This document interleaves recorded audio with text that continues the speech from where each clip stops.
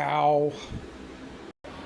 Alright, so what I went with as far as risers go, I went with the original plywood risers for this board.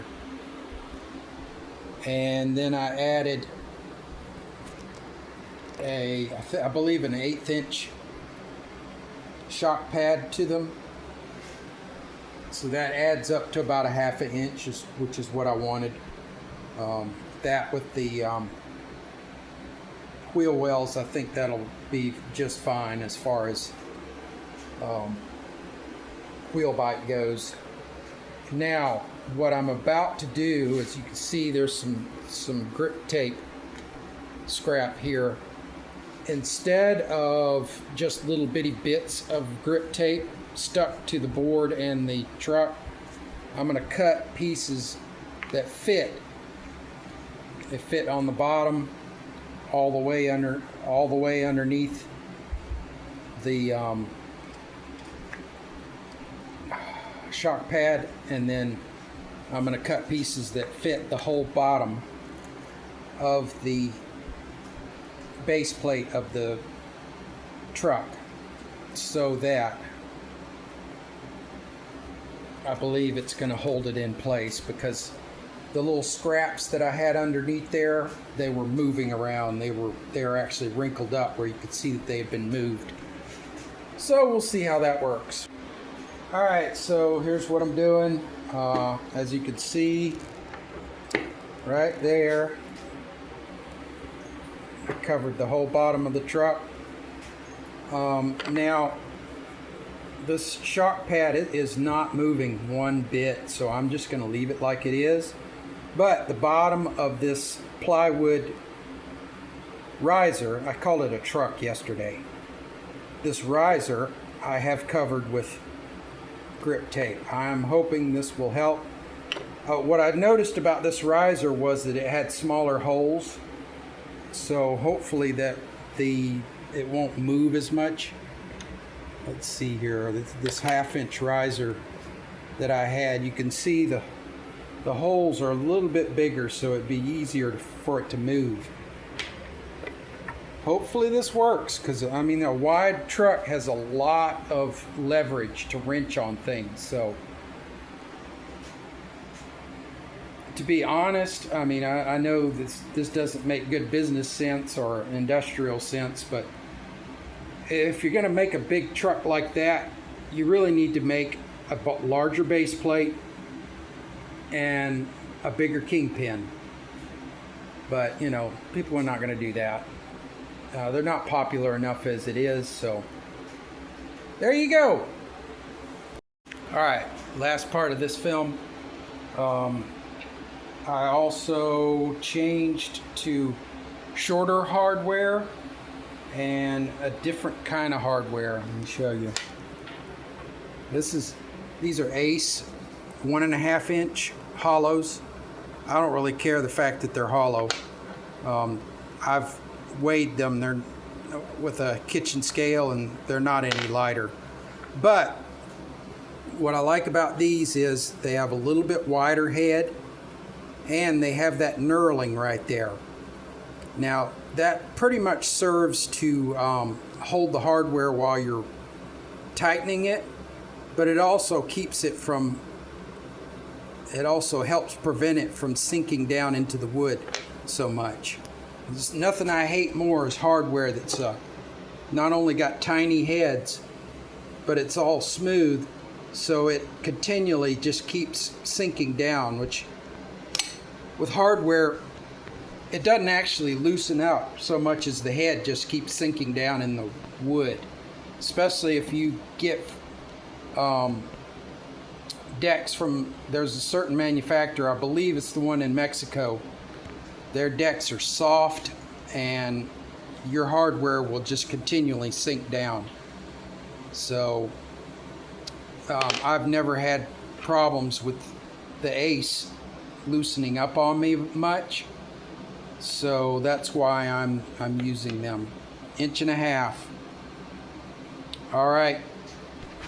I was originally going to make this video into a short, but it went a little bit longer than I expected, so I decided to do kind of sit and talk about this board because I'm very impressed.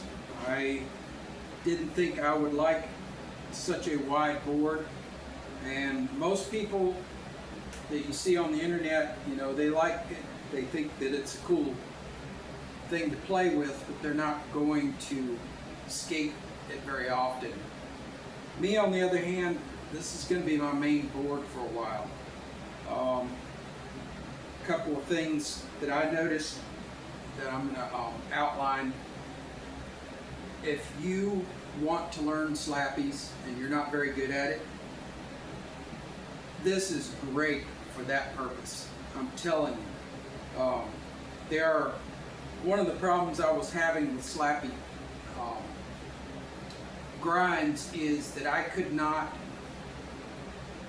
a standard size curve, like a 6-inch curve, I had a really hard time getting up on. Unless it had a nice angle to it, I had a hard time, and this thing just slips right up on the curb, no problem.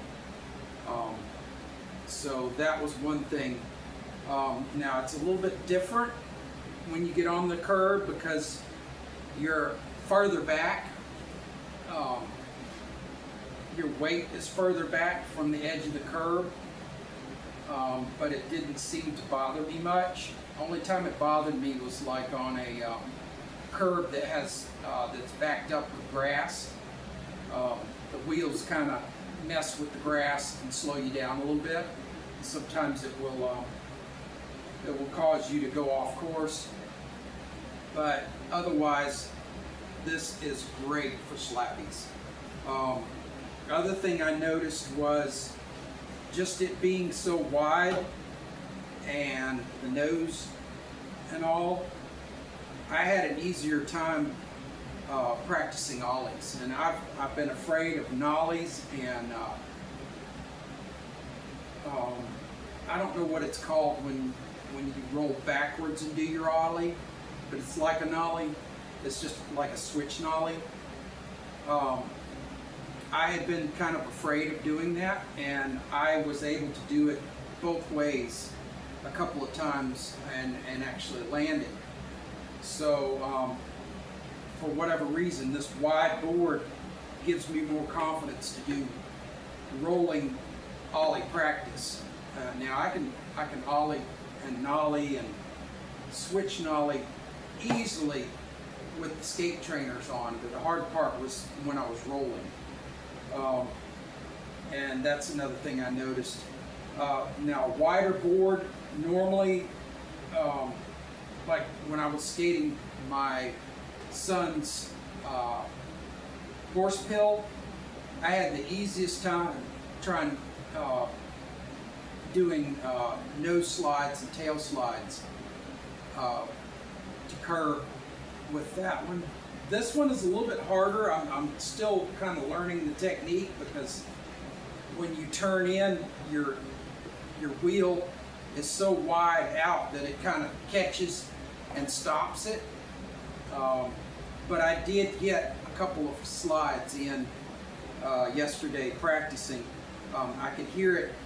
I mean, it wasn't very long. It may have been an inch or so. I could hear the wheels, you know, skirt, skirt, as it moved along the curve. So that's just going to take me a little bit of time. But that wide nose really feels good